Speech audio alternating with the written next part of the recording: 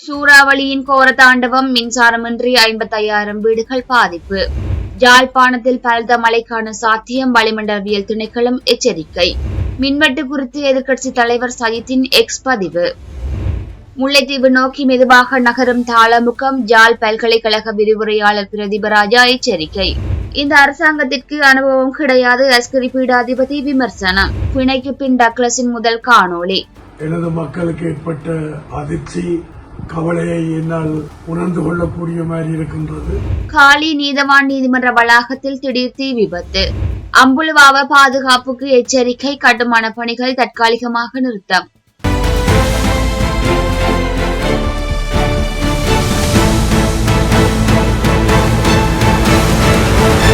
தனது அரசியல் பயணம் தடையின்றி தொடரும் என முன்னாள் அமைச்சர் டக்ளஸ் தேவானந்தா தெரிவித்துள்ளார். டக்ளஸ் தேவானந்தாவுக்கு வழங்கப்பட்ட அனுமதி அளிக்கப்பட்ட துப்பாக்கி ஒன்று குற்றக்குழு உறுப்பினரிடமிருந்து கண்டுபிடிக்கப்பட்ட சம்பவம் தொடர்பில் கடந்த மாதம் அவர் கைது செய்யப்பட்டார். தொடர்ந்து விளக்கமறியலில் வைக்கப்பட்ட அவர் நேற்றைய தினம் நீதிமன்றத்தில் முன்னிலையாகிய போது பிணையில் செல்ல அனுமதிக்கப்பட்டுள்ளார்.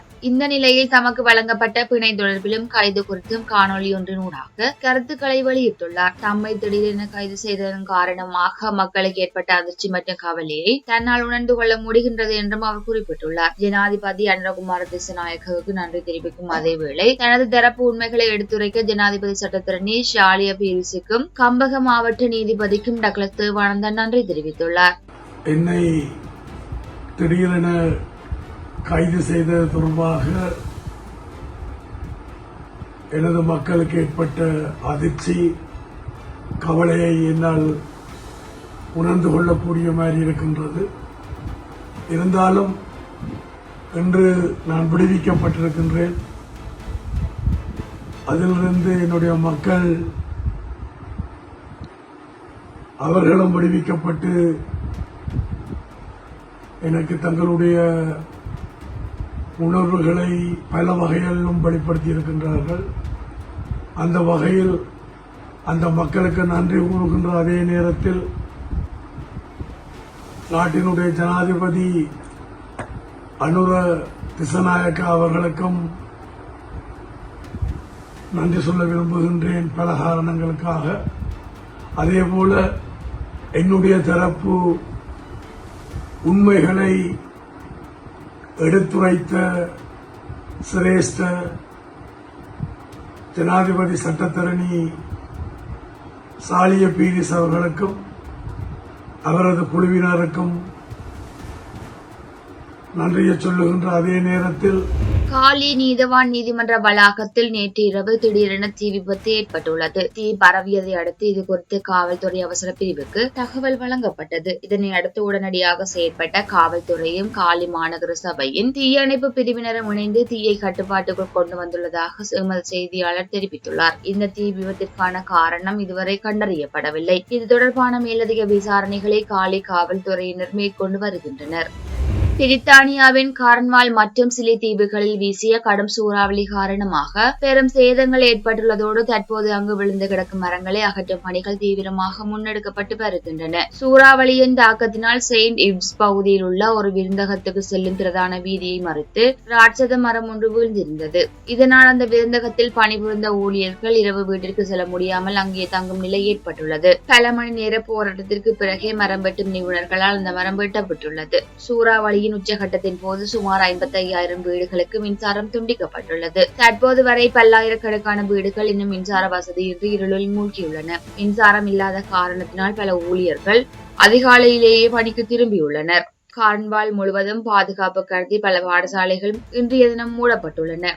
தொடர்ந்து மற்றும் பேருந்து சேவைகள் பல ரத்து செய்யப்பட்டுள்ளன. சில சேவைகள் நீண்ட தாமதத்துடன் இயங்கி வருகின்றன. சூறாவளி இரவு நேரத்தில் தாக்கியதால் பெரும் உயிர் சேதங்கள் தவிர்க்கப்பட்டுள்ளன. மக்கள் அனைவரும் அதிகாரிகளின் அறிவுறுத்தலை ஏற்று வீடுகளுக்குள்ளே இருந்ததும் பாதிப்புகள் குறைவதற்கு காரணமாக அமைந்தது. சூறாவளி தற்போது நகர்ந்து சென்றுவிட்ட போதிலும் அதன் தாக்கத்தினால் ஏற்பட்டுள்ள சீர்குலைவுகள் கார்ன்வால் மக்களின் இயல்பு வாழ்க்கையை இன்னும் பாதித்து வருவதாக வெளிநாட்டு ஊடகங்கள் செய்தி வெளியிட்டுள்ளன. கொழும்பின் புறநகர் பகுதியில் உள்ள பிரபல ஹோட்டல் ஒன்றின் உரிமையாளர் மீது துப்பாக்கிச் சூடு நடத்தப்பட்டுள்ள நிலையில் அவர் உயிரிழந்துள்ளதாக போலீசார் தெரிவித்துள்ளனர். தெஹிவளை மெரின் டிரைவ் பகுதியில் உள்ள ஹோட்டல் ஒன்றின் உரிமையாளர் மீது இனம் தெரியாத நபர்களால் துப்பாக்கிச் சூடு நடத்தப்பட்டுள்ளது. துப்பாக்கி சூடில் காயமடைந்த அவர் உடனடியாக கழுகோவில போதனா வைத்தியசாலையில் அனுமதிக்கப்பட்டுள்ள நிலையில் சிகிச்சையின் பலனின்றி உயிரிழந்துள்ளார். சம்பவம் நடந்த இடத்திற்கு விரைந்த தெய்வலை போலீசார் மேலதிக விசாரணைகளை ஆரம்பித்துள்ளனர். மோட்டார் சைக்கிளில் வந்த இருவர் துப்பாக்கி சூட்டை நடத்திவிட்டு தப்பித்து சென்றிருப்பதாக மேலதிக தகவல்கள் தெரிவிக்கின்றன. மின்வெட்டுக்கு முதலில் ஒரு குரங்கு மீது பழி சுமத்திய அரசாங்கம் பின்னர் அதனை கடத்த அரசாங்கங்கள் மீது சுமத்தியதாக எதிர்க்கட்சி தலைவர் சயித் பிரேமதாச குற்றம் சுமத்தியுள்ளார். நாடளாவிய ரீதியில் ஏற்பட்ட மின்வெட்டு குறித்து எதிர்க்கட்சி தலைவர் சயித் பிரேமதாச தனது எக்ஸ் கணக்கில் பதிவொன்றையிட்டு இதனை தெரிவித்துள்ளார். இருப்பினும் தற்போதைய அரசாங்கம் உண்மையான பிரச்சனை என்ன என்பதனை அடையாளம் காண நடவடிக்கை எடுக்கவில்லை என்று எதிர்க்கட்சி தலைவர் அந்த பதிவில் குறிப்பிட்டுள்ளார். சூரிய மின் உற்பத்தியை அதிகரிக்க தவறியதும் குறைந்த தேவை காலங்களை நிர்வகிக்காத பலவீனமான நிர்வாகமும் மின் தடைக்கு முக்கிய காரணம் என்று எதிர்க்கட்சி தலைவர் சயித் பிரேமதாச மேலும் சுட்டிக்காட்டியுள்ளார். வங்காள விரிகுடாவில் திருகோணமலைக்கு கிழக்காக 80 கிலோமீட்டர் தொலைவில் காணப்படும் ஆழ்ந்த காற்றழுத்த தாழ்வு மண்டலம் தொடர்ச்சியாக வடக்கு நோக்கி நகர்ந்து வருகின்றது என யாழ் பல்கலைக்கழக புவியியல் துறை பேராசிரியர் நாகமுத்து பிரதீபராயா தெரிவித்துள்ளார். வங்காள விரிகுடாவில் திருகோணமலைக்கு கிழக்காக 80 கிலோமீட்டர் தொலைவில் காணப்படும் ஆழ்ந்த காற்றழுத்த தாழ்வு மண்டலம் தொடர்ச்சியாக வடக்கு நோக்கி நகர்ந்து வருகின்றது என யாழ் பல்கலைக்கழக புவியியல் துறை பேராசிரியர் நாகமுத்து பிரதீபராயா தெரிவித்துள்ளார். இந்த விடயம் குறித்து அவர் மேலும் தெரிவிக்கையில், நேற்று காலை 9 மணியிலிருந்து இதனுடைய நகர்வின் வேகம் மிக மிக குறைவாகவே இருந்தது. இது இன்றைய தினம் காலை முல்லைத்தீவுக்கு அண்மித்து வடக்கு மாகாணத்தின் நிலப்பகுதியில் நுழைந்து பின்னர் யாழ்ப்பாணத்தின் ஊடாக பாக்கு நீரிணைக்கு செல்லும் எனவும் எதிர்பார்க்கப்படுகின்றது. இதனால் தற்போது வடக்கு மாகாணத்தின் பல பகுதிகளுக்கும் கிடைத்து வருகின்ற தூறல் மற்றும் மிதமான மழை இன்று இரவு படிப்படியாக அதிகரிக்கும் எனவும் எதிர்பார்க்கப்படுகின்றது. இன்று காலை வடக்கு மாகாணத்தின் பல பகுதிகளுக்கும் கனமான மழை கிடைக்கும் வாய்ப்புள்ளது என்றும் அவர் தெரிவித்துள்ளார். தற்போது வடக்கு மாகாணத்தின் கரையோர பகுதிகளில் காற்றின் வேகம் மணிக்கு 40 கிலோமீட்டர் என்ற அளவில் உள்ளது. அதேவேளை உள்ளில பகுதிகளில் காற்றின் வேகம் மணிக்கு 30 கிலோமீட்டர் என்ற அளவில் உள்ளது. இது படிப்படியாக அதிகரிக்கும் எனவும் எதிர்பார்க்கப்படுகின்றது. வடக்கு மாகாணத்தின் பல இடங்களில் கடல் கொந்தளிப்பான நிலையில் காணப்படுவதனால் சில இடங்களில் கடல் நீர் உள்வரும் செயற்பாடும் அவதானிக்கப்பட்டுள்ளது. இந்த நிலை இன்று மாலை வரை நீடிக்கும் எனவும் இதேவேளை வடக்கு மாகாணத்தின் பல பகுதிகளிலும் குளிரான வானிலை நிலவக்கூடும் என்றும் தெரிவிக்கப்படுகின்றது. இந்த ஆழ்ந்த காற்றழுத்த தாழ்வு மண்டலம் வடக்கு மாகாணத்தின் ஊடாக 15 உள்ளிழுப்பதனாலேயே இந்த குளிரான நிலைமை காணப்படுகின்றது. இந்த ஆழ்ந்த காற்றழுத்த தாழ்வு மண்டலம் வடக்கு மாகாணத்தை விட்டு வெளியேறியதன் பின்னர் குளிர் குறைவடையும். எனவே இந்த நிலைமைகள் தொடர்பில் மக்கள் தொடர்ந்தும் அவதானமாக இருப்பது அவசியம் எனவும் தெரிவிக்கப்படுகின்றது. கிழக்கு மாகாணத்தின் பல பகுதிகளுக்கும் அவ்வப்போது மிதமான மழை கிடைக்கும். ஆனால் சில பகுதிகளுக்கு சற்று கனமான மழை கிடைக்கும் என்றும் காற்றும் சற்று உயர்வான வேகத்தில் வீசும் எனவும் அவர் அறிக்கையில் வெளியிட்டுள்ளார்.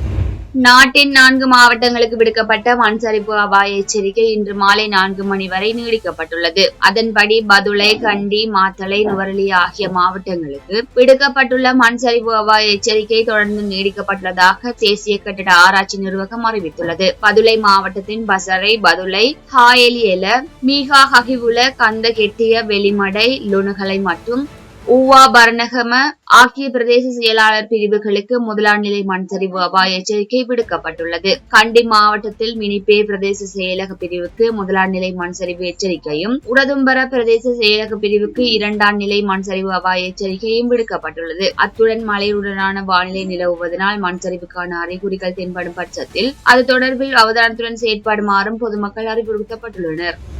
வங்காள விரிகுடாவில் நிலை கொண்டுள்ள ஆழ்ந்த காற்றழுத்த தாழ்வு மண்டலம் தற்போது பல குறைந்த காற்றழுத்த தாழ்வு மண்டலமாகியுள்ளதாக வளிமண்டலவியல் திணைக்களம் அறிவித்துள்ளது. இதன் காரணமாக இலங்கையின் பல பகுதிகளில் மழையுடனான வானிலை தொடரும் என வளிமண்டலவியல் திணைக்களம் தெரிவித்துள்ளது.